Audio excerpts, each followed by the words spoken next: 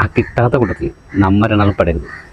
അതിന് കുറച്ച് പ്ലാനിങ്ങോട് കൂടിയിട്ട് വേണം നമുക്ക് പള്ളിക്ക് പോകാൻ. ഒരു പ്ലാനിങ് വേണ്ട, നമ്മൾ പോവുക, തള്ളി കയറുക, കാന കഴിച്ച് വരിക അല്ലെങ്കിൽ കഴിച്ച് വരിക. അതാ ഞാൻ പറഞ്ഞത്. ഞാനേ അന്നക്കായും ഒരു നോമ്പ് കൂടുതൽ എടുത്തോനാ. അതുകൊണ്ടാണ് ഞാൻ പറഞ്ഞത് പ്ലാനിങ്ങോട് കൂടി പോയില്ലെങ്കിൽ ഒന്നും നടക്കില്ല. ഒരു മിനിറ്റ് ഇജ്ജ് കുറേ ആൾ പറയുന്നത് എന്നെക്കായി ഒരു പെരുന്നാൾ കൂടുതൽ ആഘോഷിച്ചു, എന്നെക്കായി ഒരു നോമ്പ് കൂടുതൽ എടുത്തു. അതെ, അന്നെ പ്രസവിച്ചതേ പുലർച്ചെ 5:15, എന്നെ പ്രസവിച്ചത് പുലർച്ചെ 5:17, 2 മിനിറ്റിൻ്റെ 30 ഉള്ളൂ.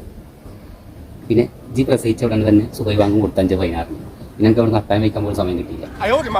ഞാൻ നിന്നെക്കായി ഒരു നോമ്പ് കൂടുതൽ എടുത്തു. അത് ഓക്കെ, സമ്മതിച്ച്. എന്നാലും 2 മിനിറ്റ് 30 കൂടുതൽ എനിക്കില്ലേ? അതുകൊണ്ട് ഞാൻ പറഞ്ഞ പ്ലാൻ ഒന്ന് കേൾക്ക്.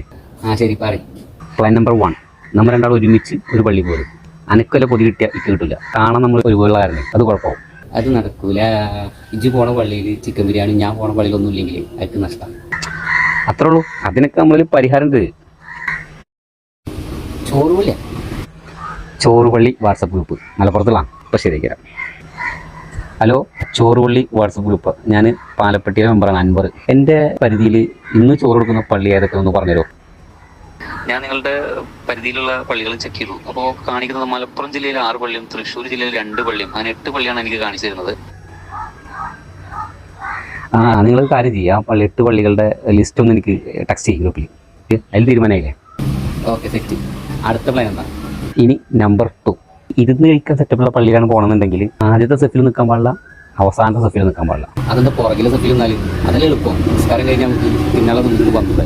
ചിലരുണ്ടാവേ അസ്സലാമു അലൈക്കും വറഹ്മത്തുള്ളാഹി എന്ന് പറഞ്ഞിട്ട് 2ാമത്തെ സലാമിനെ വീട്ടിൽ നോക്കുന്നത് നമ്മൾ മൊത്തം. അപ്പോൾ അവരെ മനസ്സിലുണ്ടാകുമ്പോൾ ചോറ് വയ്ക്കാൻ വേണ്ടിയിട്ടാണ് അവസാനം ചെന്ന് നിൽക്കുന്നത്. അത് പോയിട്ട് ശരി, അങ്ങനത്തെ കുറച്ച് ആൾക്കാരുണ്ട്. അവസാനത്തേന്ന് 3 സെഫ് മുന്നിൽ സെൻട്രലായിട്ട് നിൽക്കണം. അല്ല, ഈ നടുക്ക് നിൽക്കുന്നതിൻ്റെ പ്രത്യേകത അത് മനസ്സിലായില്ല. സെൻട്രൽ നിൽക്കുന്ന ഒരു കാര്യമുണ്ട്. കാരണം നമ്മുടെ പള്ളിയിൽ നിന്ന് പുറത്ത് കിടക്കണമെങ്കിൽ ആ വാതിൽ കൂടെ 2 ആളെ വെച്ചിട്ട് പുറത്ത് കിടന്നാൽ തന്നെ സെൻട്രലിൽ നമ്മൾ പുറത്ത് കിടക്കുമ്പോഴത്തേക്ക് 30 സെക്കൻഡിനുള്ളിൽ നമുക്ക് പുറത്തിറക്കാം. ഇതാകുമ്പോൾ നമുക്ക് ആദ്യത്തെ ട്രിപ്പിലിരിക്കാം. പിന്നെ പുറത്ത് കടന്നു കഴിഞ്ഞാൽ ആക്രാന്തം കാണിച്ച് ഓടാനും ചാടാൻ നിൽക്കണ്ട. കാരണം 10-30 വയസ്സായെന്നുള്ളൊരു ഓർമ്മയാണ് എനിക്ക്. അതൊന്നും നോക്കണ്ട. അത് 30 40 ആ നോമ്പ് തുറന്നായിട്ട് പ്രത്യേക ഉന്മേഷ. ഈ അടുത്ത പള്ളി ചോറ് പൊതി കൊടുക്കുന്ന പള്ളിയിലാണ്. എങ്ങനെയാണ് അത് കേട്ടെ? അവിടെ നമ്മൾ സെൻട്രലിൽ ഇരുന്നിട്ട് കാര്യമില്ല. നമ്മൾ ഏതെങ്കിലും തുടക്കം മൂലക്കലായിട്ട് ഇരുന്ന് തുടങ്ങും. ഏറ്റവും ബാക്കിലെ സെഫിലിരിക്കണ്ട, ബാക്കിൽ നിന്ന് തൊട്ട് മുന്നത്തെ സെഫിലിരിക്കുക. കാരണം ഒരു പള്ളിയിലും നടുക്കുന്ന് പൊതി വിതരണം ചെയ്ത ചരിത്രമില്ല. ഒരു സംഭവം തന്നെ.